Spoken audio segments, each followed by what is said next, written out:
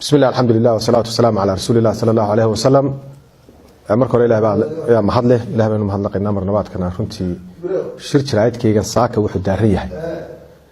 warkan maalmahan u dambeeyay soo baxay ee ganacsadaha weyn ee muwaadinka ah ee reer Somaliland ee Axmed Cismaan Geele oo runtii tijaarta waaweyn ee wadankan leeyahay ganacsada weyn oo muwaadin ah oo waliba dadka ugu laxajxarada badan dalkan ah ay ku saabsanaa ee ahayd in fadeexad iyo xarig uu jiro qabasho la qabanayo oo la leeyahay waxa loo qabanayaa deyn lagu leeyahay taasoo runtii fadeexad ganacsadaha la fadeexadaynayo iyo dariiqo qaldan oo sharci oo cadaalad darro oo loo soo maray arrinkiisa dadka ama ibn aadamku waxba isku laakiin kiiska madaniga wuxuu leeyahay dariiq loo maro ibn aadamku waxa leeyahay sifaay ku xisaabtamaan tani waa cabrin iyo cagajugleyn waa dariiq qaldan waa cadaalad darro dariiqa loo soo maray waxaanu kala mid nahay beesha gobolka Hawd salaadiintooda iyo waxgaradkooda iyo dareenka ay ka bixiyeen ayaanu kala mid nahay oo ku taageersanahay in ay muwaadinka arintiisa salaadiinta beelweynta gobolka Hawd ay isku taageen albaab walba in ay xaqiijiyaan oo ay ka gungaadhaan in ay isku taageen albaab wal oo ay isleeyihiin xog baa ka helaysan ama waa kala xaajoon karaysaan halka waxay salaadiintu cadeeyeen in aanay jirin cid haba yaraatee inaanay jirin cid haba yaraatee ee ay arintooda u soo joogsatay ama ka jawaabtay ama kala xaajootay ama albaab wada hadal furtay aanay jirin halka waxay tageen ilaa ugaaska halkaana waxay tageen ilaa cidii wuxuu sheegnaysay halkana waxay kala hadleen cid kasta oo arinta muxuu ahaayay ay gashay salaadiintu halka waxay xaqiijiyeen inaanay jirin cid haba yaraatee arinta ka furtay albaabka wada hadalka amaba inay arinta ay ka wada hadlaan ama ka qarsoonay jirin ee salaadiintu cadeys waxay isu taagtay albaab kasta oo aan haba yaraatee cid u joojisay aanay jirin waxaanu leenahay soo jeedina marka ay sidaa tahay oo salaadiinta gobolka Hawd iyo uqaashooda ay ku horeeyeen wanaaga iyo wada hadalka oo ay cid kala hadli weydii oo cid la hadashay ay weydii waxaanu ku raacsanahay dareenkii ay ka qaateen baan ku raacsanahay oo aanu ku taageersanay oo ku garab taaganay waxaanu leenahay muwaadin kasta oo reer Somaliland cadaalad buu baahan dalkana wuxuu ku dhisay waa cadaalad dalkana waxa burburiya waa cadaalad darro waxyaabaha soo muuqda ee aanu arkayno ee runtii ragga imaka hadlay ay ka hadleen waxay u badan yihiin cadaalad darro waxyaabaha dalka burburiya muwaadin kasta wuxuu xaq u leeyahay inuu helo cadaalad waxaana loo baahan yahay dadka kuraasida ku fadhiya ee qalinka u haya in cadaalad ku dhaqaan oo dadka ay cadaalad sameeyaan oo muwaadin kasta cadaalad helo oo qofkii wax loo sheegay cadaalad helo oo cadaalad ku xisaabtamo oo cadaalad ku helo gartiisa ayuu leeyahay waxaan leenahay tani waxay tahay waa hordhac aanu runtii ku taageerina salaadiinta beelweynta gobolka Hawd waxaanu dooni doonaa xogaha ugu badan waxaanu ka hadli doonaa mar labaad annaga oo runtii xogaha ugu badan soo helnay ayaanu cadeyn doonaa halka arintaas iyo waxa imaka aanu ka taaganayna waa taa aanu sheegnay waqafkaanu ka qaadanay waa ka aanu sheegnay waxaanu cadeyn doonaa mar labaad xogta ugu badan baanu baahin doonaa hadii Ilaahay ka dhigo gacanta ku haynay marka raadinayno waxaan leeyahay muwaadinka Axmed Cismaan Geele waa muwaadin reer Somaliland waa muwaadin runtii aan muxuu ahaayay geyn in loola dhaqmo sida loola dhaqmay agaasimaan yaryar waxa jugleeyaan waraaqahana maanta cid fartay cid aan dafarin mas'uuliyadda Somaliland waxay caadaysatay in ay shicibka ay ula dhaqmaan si aan runtii indhala'aana oo wax dadkoo dhimi ogino meediyaha ku jira oo cadaana oo la wadoogiyo dhugmidkooda oo la wadoogiyo cid laga wada hadlay in ay dafraad cad soo taagan shaaraca iyo meediyaha in difaaca soo taagan ay caadiysteen arintan waxaan leeyahay muwaadiniinta Soomaaliland cadaalad bay u baahan intaas ku soo dalkuna cadaalad buu u baahan dalkana cadaalad darrada dumisa cadaalad darrada dalka laga daayo ayaan leeyahay sallam waxaan halkan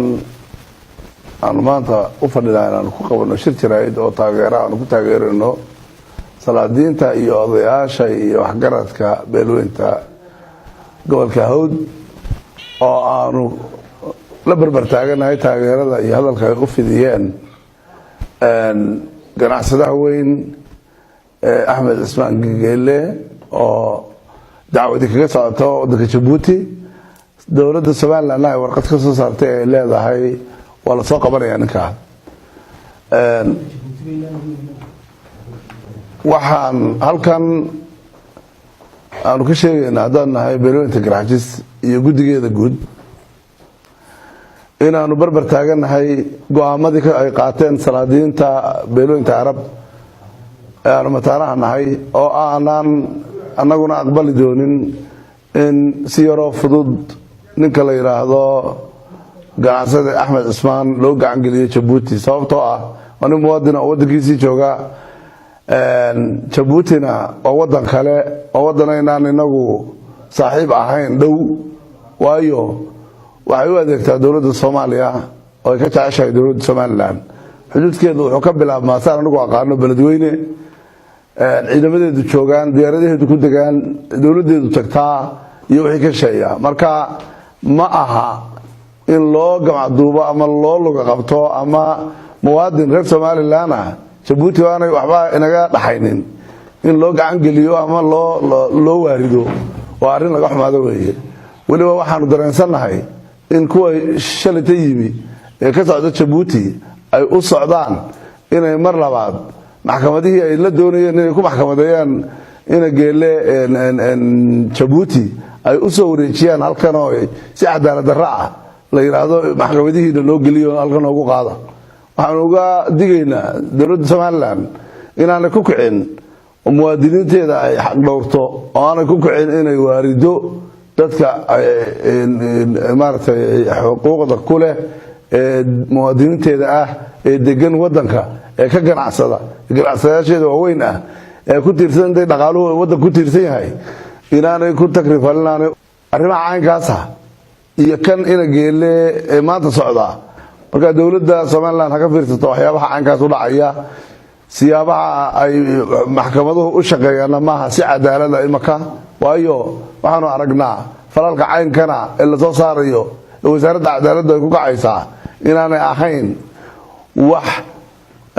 inay tahay wax ka horjeeda dhaqanka sharciga islaamka dhaqanka Soomaalida iyo sharciga kale ee islaamkaba wax ka horjeeda weeyaan waxaan ay ku kacayaan maxkamadaha iyo dowladda wasaaradaheedu marka waxaan uga digaynaa dowladda mar labaad iyo mar saddexaadba inaanay ku kicin falalka la soo qoray iyo waxa la maleegayo ay wadaan Djibouti oo inay joojiyaan oo halkeeda ku qabtaan haday beeniyeen oo yiraahdeen warqadii naga soo baxday been bay ahaydna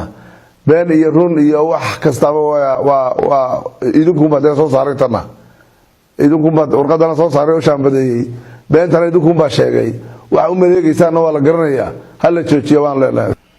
maqalka ay reer Soomaaliya oo maqleen ku baraarugeen Axmed Cismaan Geele ina Geele Arab baa Djibouti rabtaa loo gudbinaya maqaasa waliba dhamaan saraakiil dowladda ka agaasimayaal guud iyo wasiir raacaysan warqad soo qabasho oo amra taasina waxa noqotay fajax kale Soomaaliland cadaaladu baa la hadalaya cadaaladda laga shaqeeyo madaxweynaha anagu madaxweynaha uu sheegayno laakiin waxaan u dusaynaa inuu dalka uu gacantiisa ku burburayo madaxweynaha isagoo gacantiisa ku burburasa waxa weeyaan waxyaabo aan la taaban baa jiro lama taabtaana Djibouti nooma dhaxeeyo heer caalami oo isugu gudbina maxaabista haddii dastuurkii aan lagu shaqeynay oo xeerkii dalka aan la dhowreyn oo dhaqankii ummadda aan la dhowreyn oo salaadiintii iyo madaxdii beelaha aan la dhowreyn dee halkee loo socdaa anagu garanayna kulmiye waa kii hore loo socdaa hore socoshada masadana dhashay saaka jirkayga jaraa'id aanu ku qabanayno xafiiska guud ee beelaha Garxajis gudidoodu ay leedahay waxaanu baaqana musaaka soo saaray waxa weeye Axmed Cismaan Geele oo la yiri dawladda Soomaaliland ayaa daba socoto oo adeegaysa dawladda Jabuuti halka dawladda Jabuuti la doorashooyinkii bay faragelin bay ku haysay Somaliland marka waxaan maleynayaa macaashkeeda xukuumadda u soo saartay bay imankana leedahay noo soo celi haddii koox qabayaalatihiin oo dalkan iyo dadkan ku galgalanaysana way muuqan doontaa laakiin waxaanu ka taaganahay anagu ganacsadaha Axmed Geele halka ay ka taagan yihiin salaadiinta beelaha Arab amba mataanuhu ayaanu waliba meel ka sii fog ka taaganahay haddaad soo qaban kartaan amba qabataan مسؤوليته وحي كذا عدل كيدين كقاعد دونا. هل كان مانتا عن شركة شرائط كقبرنا أنا جواه ودي ذكر حاجة مستنبت كده وحن هل كان كقبرنا شركة شرائط وأنا كجهر لينه كان عصدها أحمد عثمان جيله سيد الشيعي ويرك لبضة كسوق هذين لبضة ضل جيبوتي iyo Soomaaliland loo doonayay loo adeegsado sida warka lagu soo gaaray ama la sheegay waxaanu la qabnaa dareenka salaadiintii iyo uqaashii iyo waxgaradkii iyo beelweynta Arab ee ka hadashay ayaanu la qabnaa dareenka waxaanu la afkaarnahay inaan dhinka ganacsadaha ah ee dalkiisii jooga inaan inta loo yimaado si sharci darro dal kale loogu qaadin oo loo geyn ayaanu maxaan ku raahdaa aanu la dareenahay oo aanan ogolay waxaanu leenahay dalkan waa Somaliland madaxweyne iyo dawlad iyo shuruuc iyo kala dambeyn iyo baarlamaan buu leeyahay inuu dal kale oo adeegana maanta lama filin isagoo 28 sanadood mustaqillah ay soo taagnaa waxa muuqata dareenkaas oo qoladaasi sheegtay anana waa noo muuqataa inuu u adeegayo dal kale Djibouti la yiraahdo uu adeegayo Djibouti oo inaan wax dana ku qabin waa inaan wax dawladnimo iyo wax aqoonsiga iyo wax walaaltinimo amina inaan ku qabin waa ognahay Djibouti koonfur markay tagaan madaxweynahooda iyo ciidankooda iyo baarlamaankooda iyo wasiiradooda way ooyaan oo ilmeeya inaan hal minute maalin kaliya inoomay qoslin iska daawino xatarkooda saasaynu kala nahay iyagoo caynka inagu ah وعدوغينا كوغادا هادنا inaynu u adeegno dawladeenu u adeegtaana waxa weeyaan waxayna qaadan karay waan la qaadan karay waxaan leenahay ninka ganacsadaha ah ee dalkiisii jooga ee dadkiisii dhex jooga ee xoolihiisa ku maqan yihiin Djibouti iyo hantigiisa